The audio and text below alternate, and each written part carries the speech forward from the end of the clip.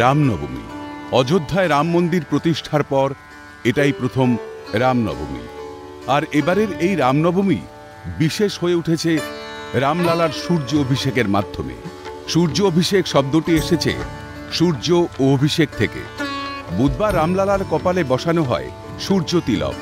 ঘড়ির কাঁটায় ঠিক বেলা 12টা 16 মিনিট নাগাদ সেখানে সরাসরি সূর্য কিরণ এসে পড়ে, আর সেই কিরণ ঠিকরে পড়ে গোটা রাম মন্দির আলোকিত হয়ে ওঠে।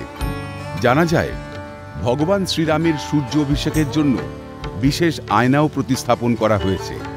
বিষয়টি ধার্মিক দিক থেকেও বেশ তাৎপর্যপূর্ণ, কারণ ভগবান রাম ইক্ষ্বাকু বংশের, অর্থাৎ তিনি সূর্যের বংশধর বা সূর্যবংশী বলে মনে করা হয়।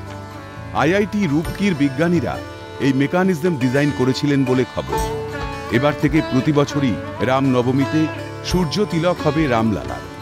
রামনবমী উপলক্ষে বুধবার ভোর থেকেই অগণিত ভক্ত ভিড় জমিয়েছেন অযোধ্যার রাম মন্দিরে।